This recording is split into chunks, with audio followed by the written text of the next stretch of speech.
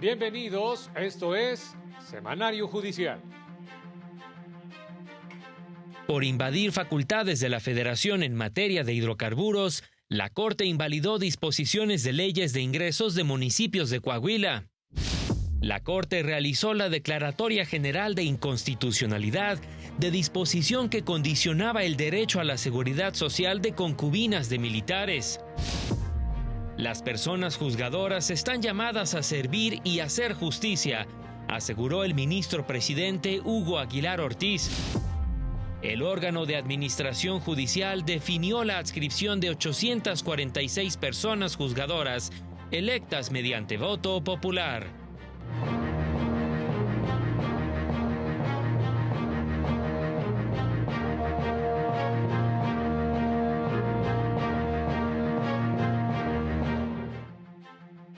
¿Qué tal? ¿Cómo le va? Qué gusto saludarle este fin de semana. Bienvenido, bienvenida a la información más importante transcurrida durante esta semana. En los próximos minutos le estaremos dando cuenta, por supuesto, de las sentencias más relevantes de la Suprema Corte en pleno y salas, así como de las decisiones más importantes del Tribunal Electoral y órganos jurisdiccionales federales. Soy Óscar González y a nombre de todo este equipo de trabajo les saludamos con mucho gusto. Eusir Rostro en la interpretación en lengua de señas mexicana. Vámonos con todas las noticias. En su segunda sesión de trabajo jurisdiccional, el Pleno de la Corte resolvió asuntos relacionados con leyes de ingresos y hacendarias de municipios de diversos estados del país.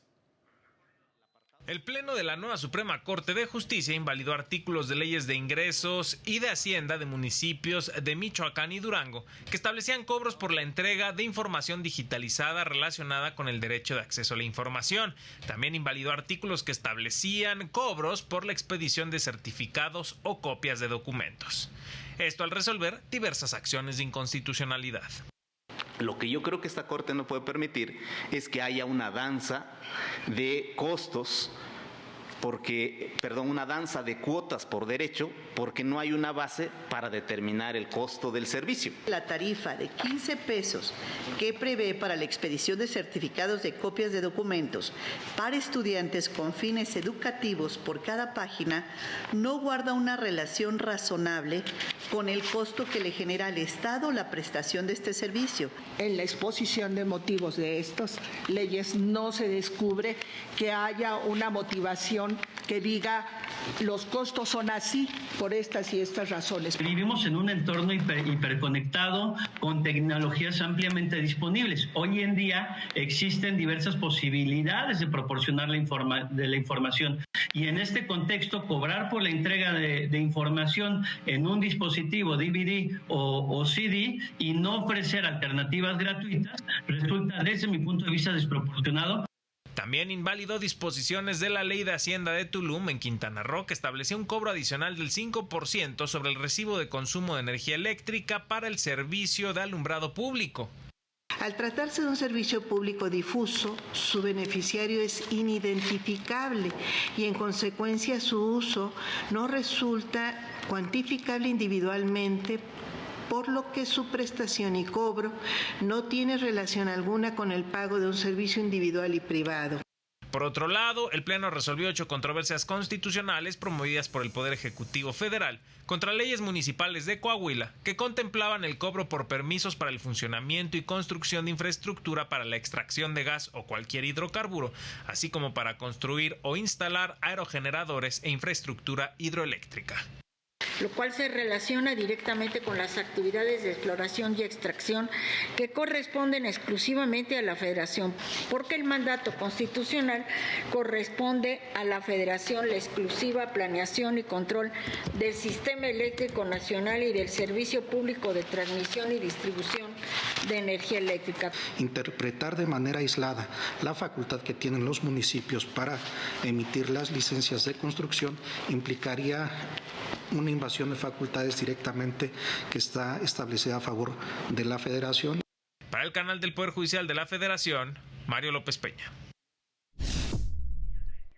La Suprema Corte publicó la sentencia del Pleno en la controversia constitucional 362/2023, en la que invalidó una disposición de la Ley de Obras Públicas del Estado de Tlaxcala y sus municipios que restringía las facultades de los ayuntamientos, esto para la contratación de obras. El artículo declarado invalidado en este sentido, es el 29 bis, párrafo tercero, que facultaba a la Secretaría de Finanzas preseleccionar, suspender o cancelar a los posibles contratistas a través del Padrón Único de Contratistas, lo que invadía las competencias del municipio de Tlaxcala para adjudicar obra pública con cargo a sus propios recursos. El Pleno indicó que si bien el Congreso local tiene facultad de regular procedimientos, bases y reglas para obtener las mejores condiciones de contratación, dicha facultad tiene límites y en el caso concreto, la inscripción al padrón es obligatoria. Los municipios no pueden contratar a quienes no estén en dicho padrón y la Secretaría de Finanzas es la que determina quiénes ingresan a este padrón, lo que viola la autonomía municipal y la libre administración, se indicó, hacendaria del ayuntamiento. Y esta semana el Pleno de la Corte resolvió su primera declaratoria general de inconstitucionalidad. El Pleno de la nueva Suprema Corte de Justicia declaró la invalidez con efectos generales de un artículo de la Ley del Instituto de Seguridad Social para las Fuerzas Armadas Mexicanas que limitaba la forma de acreditar el concubinato con personal militar. La extinta segunda sala de la Corte lo había declarado inválido al resolver un amparo, pues vulneraba el derecho de protección a la familia, y notificó al Congreso de la Unión para que corrigiera los vicios de inconstitucionalidad. En el caso se había negado a una mujer realizar el procedimiento de transmisión de pensión de un militar fallecido y de quien fue concubina. Persiste el problema de inconstitucionalidad planteado, ya que feneció el plazo legal otorgado al Congreso de la Unión para corregir el vicio de inconstitucionalidad. Se propone emitir la Declaratoria General de Inconstitucionalidad del artículo 160 de la Ley del ISPAM por vulnerar derechos fundamentales como la protección a la familia y el derecho de audiencia, al imponer una restricción absoluta en la forma de acreditar el concubinato. Somete a la voluntad de la persona militar que él reconozca si es su concubina o no. Tratándose de mujer, todavía la coloca en un estado de indefensión de mayor gravedad. Atiende a una problemática social y a una realidad social que se vive. Entonces, me parece que dejar a la voluntad del hombre el que decida a quién debe recibir los beneficios de la seguridad social es discriminatorio, y en ese sentido me pronuncio. Al resolver diversas controversias constitucionales, la nueva Suprema Corte invalidó disposiciones de leyes de ingresos de municipios en Zacatecas y Chihuahua que establecían cobros de licencias para construir infraestructura de gasoductos y plantas fotovoltaicas. Prevé un pago por el otorgamiento de permisos para la construcción de proyectos de infraestructura de gasoductos, lo cual se relaciona directamente con las actividades de exploración, extracción, transporte, almacenamiento y distribución de hidrocarburos que corresponden exclusivamente a la Federación. Se presenta esta propuesta toda vez que se invade la competencia exclusiva de la Federación en materia de energía eléctrica. Por otra parte, declaró inexistentes 2 contradicciones de criterios e infundados 2 incidentes de inejecución de sentencia. Para el canal del Poder Judicial de la Federación, Mario López Peña. Si bien es trabajo de la Suprema Corte de Justicia de la Nación en esta nueva época garantizar una justicia expedita y el disfrute de los derechos para todas las personas, un verdadero cambio en el sistema de justicia se logrará con el tiempo y con el apoyo de toda la sociedad. Así lo señaló la ministra María Estela Ríos González. Es un luchar constante y permanentemente, y en ese sentido llevas razón cuando dices el pueblo ahora va a estar vigilante, y qué bueno que lo esté. Porque no es un trabajo nada más de esta Suprema Corte, porque si no volveríamos a la idea anterior de que los de arriba son los que deciden. Ahora es un trabajo conjunto de todos y cada uno de nosotros. En entrevista para el medio digital Sin Censura TV, indicó que asume su rol en el Pleno de la Suprema Corte como parte de una nueva forma de impartir justicia en la que por encima de todo se encuentra el interés y el bienestar de las personas. Y uno de mis propósitos es, tenemos que ser innovadores, tenemos que crear un nuevo derecho y tenemos que hacer una nueva visión de la justicia. No es fácil, no es sencillo, pero creo que vamos en buen camino. Estamos en el semanario judicial, vámonos rápidamente a una pausa, no se vaya, volvemos con más. Al regresar, gracias a la intervención de la Defensoría Pública Federal, mujer condenada por el delito de secuestro exprés obtuvo su libertad.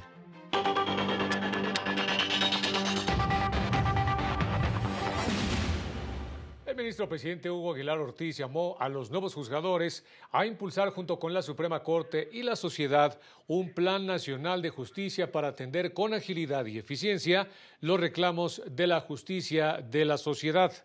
Al clausurar el primer curso de especialización de personas juzgadoras electas, indicó que si la Corte atendiera todos los reclamos de las comunidades indígenas y de la sociedad, colapsaría, precisando que el máximo tribunal solo resuelve un porcentaje mínimo de los conflictos que llegan al orden jurisdiccional, ya que existen otros mecanismos para resolver la conflictividad social, incluidos los sistemas de justicia tradicional. Entonces, por eso yo estoy pensando que debemos de trabajar en un plan nacional de justicia que confirme o nos obligue a modificar el diseño, el procedimiento, lo que hoy tenemos como Poder Judicial. Creo que ha sido un acierto sacar el Poder Judicial a las calles, pero lo debemos de fortalecer. Así es que más adelante lanzaremos la convocatoria, les pediremos también contribuir con este esfuerzo. Lo anterior precisó para construir un sistema de justicia apegado a la realidad mexicana. Muchos de ustedes tienen mucho que aportar, tienen mucho que decir hacia cómo construir una justicia más mexicana, más auténtica, un instrumento y un mecanismo de México para la realidad mexicana, nutrida de las experiencias de el derecho comparado, como decimos los abogados, pero anclado con raíces auténticamente mexicanas. Indicó que ya está en marcha la nueva maquinaria judicial con el inicio de operaciones de los nuevos órganos, incluidos cerca de 840 nuevos jueces y magistrados, recordándoles que impartir justicia es un alto honor y responsabilidad. Estoy seguro que en sus primeras clases de derecho les dijeron: si ustedes sueñan en hacerse ricos, este no es el lugar. Vuélvanse empresarios, comerciantes, expertos en hacer dinero. Aquí no venimos a hacer dinero. Estamos llamados a servir y a hacer justicia. Pidió a los nuevos juzgadores mantener al personal de experiencia con el fin de lograr el México justo que todos deseamos y que impacte la realidad. Yo les pido que no desechen, no tomen decisiones de despedir a los compañeros que ya tienen una formación, que tienen experiencia. Hay que aprovechar esa experiencia creada. Yo creo que lo que debemos de hacer es inyectar esta nueva visión, esta nueva perspectiva, este nuevo compromiso. Y durante un foro organizado por las Casas de la Cultura Jurídica de la Corte, se aseveró que las personas juzgadoras están obligadas a aplicar la jurisprudencia del máximo tribunal del país. Los precedentes, tesis, jurisprudencias y criterios obligatorios de los órganos jurisdiccionales del Poder Judicial de la Federación, emitidos con anterioridad a la entrada en vigor del decreto de la nueva ley orgánica, mantendrán su vigencia y, por tanto, su carácter orientador o vinculante según corresponda. Así lo explicó el director de Actualización y Mantenimiento de Sistemas de Consulta de la Suprema Corte de Justicia de la Nación, Marco Antonio Portillo Mendoza, durante las jornadas universitarias de jurisprudencia, bajo el tema El Sistema de Consulta. Entonces, aquí es importante que tengamos en cuenta aquellos criterios que se hayan emitido en épocas anteriores o con integración de órganos distintos, pues serán obligatorias siempre y cuando tengamos en cuenta que encuadren el supuesto normativo y de derecho.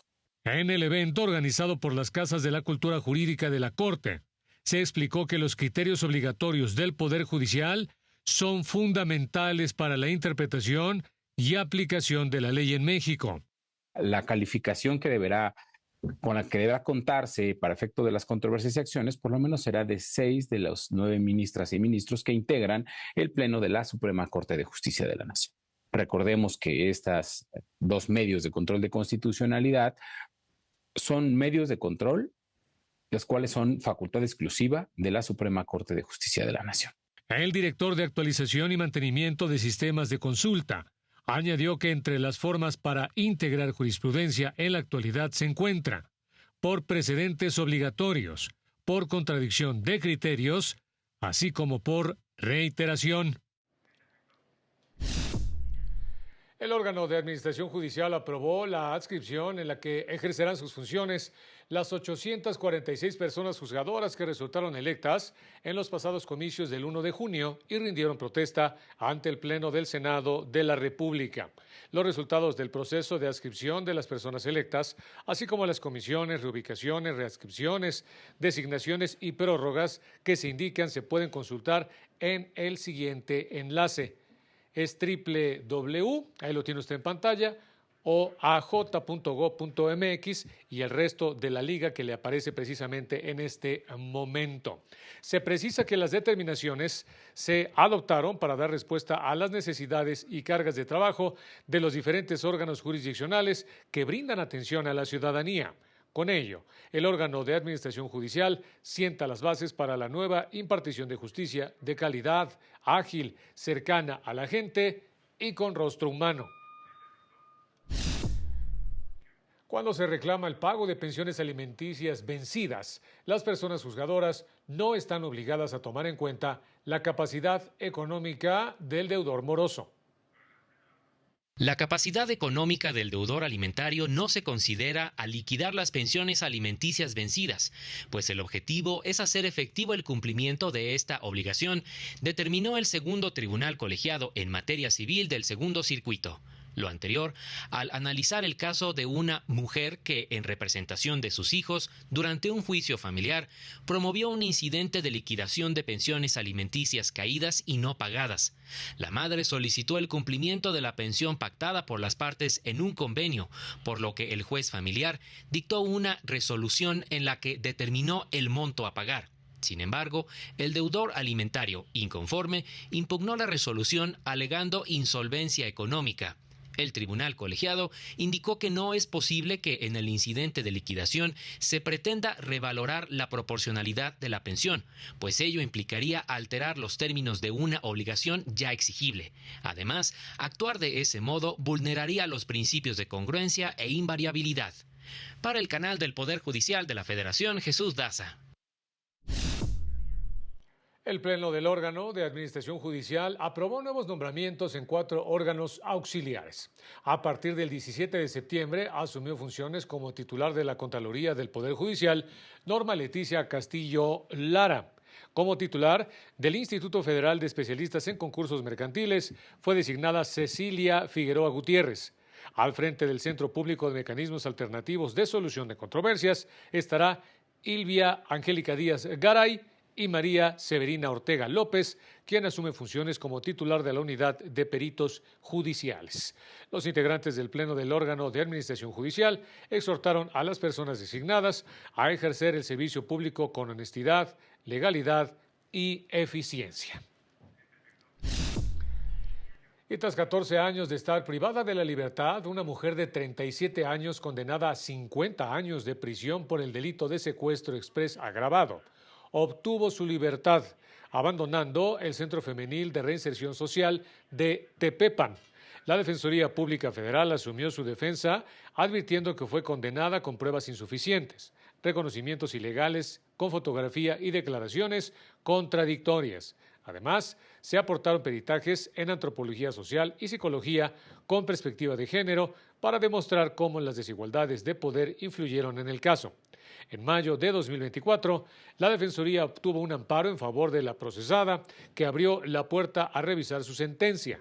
En mayo de 2025 se presentaron conclusiones absolutorias a su favor y el pasado 17 de septiembre el juzgado 50º en materia penal con residencia en la capital del país determinó su inmediata y absoluta libertad ante la falta de elementos para acreditar su plena responsabilidad.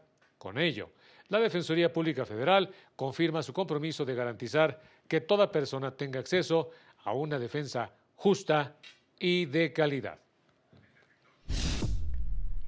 En el semanario judicial de esta semana se publicaron 33 criterios de diversos órganos jurisdiccionales, ninguno correspondiente a la Suprema Corte. De plenos regionales se difundieron 5 jurisprudencias que abordan temas sobre alimentos caídos, notificaciones por buzón electrónico en el juicio laboral y juicio ejecutivo mercantil oral. Del Tribunales Colegiados se publicaron 28 criterios, de los cuales 6 son jurisprudencias y 22 tesis aisladas que abordan temas relacionados con prescripción adquisitiva en materia agraria, sentencia en formato accesible o de lectura fácil y violencia en el noviazgo entre adolescentes, entre otros temas. Esta semana la Sala Superior del Tribunal Electoral resolvió recursos relacionados con conflictos internos del PAN y Morena. Por unanimidad de votos, el Tribunal Electoral del Poder Judicial de la Federación revocó el acuerdo del Comité Ejecutivo Nacional del Partido Acción Nacional, mediante el cual aprobó las acciones afirmativas para garantizar la paridad de género en la integración de su Consejo Nacional para el periodo 2025-2028. Ordenó que de las 3 consejerías que corresponden al estado de Oaxaca se designe a 2 mujeres y a un hombre, aplicando el principio de alternancia, ya que en una elección previa a la misma entidad le había correspondido aportar 3 consejerías con mayoría de hombres. Tercero, se revoca la resolución impugnada para los efectos. En otro asunto, la Sala Superior confirmó la resolución de la Comisión Nacional de Honestidad y Justicia de Morena, que entre otras cuestiones sobreseyó el escrito de queja promovido por varios militantes de dicho partido a fin de controvertir la omisión del Comité Ejecutivo Nacional y de la Comisión Nacional de Elecciones de ese instituto político de emitir la convocatoria para renovar todos los comités ejecutivos estatales. A propuesta del magistrado Gilberto de Guzmán Batis García, la Sala Superior estableció que con un acuerdo posterior, emitido el 20 de agosto pasado, cambió la situación jurídica, por lo que fue correcto sobreseer la queja inicial. Lo que determinó la autoridad partidista fue aplazar la renovación de las dirigencias estatales y con ello prorrogar el mandato de sus actuales integrantes hasta el 1 de octubre del año 2027.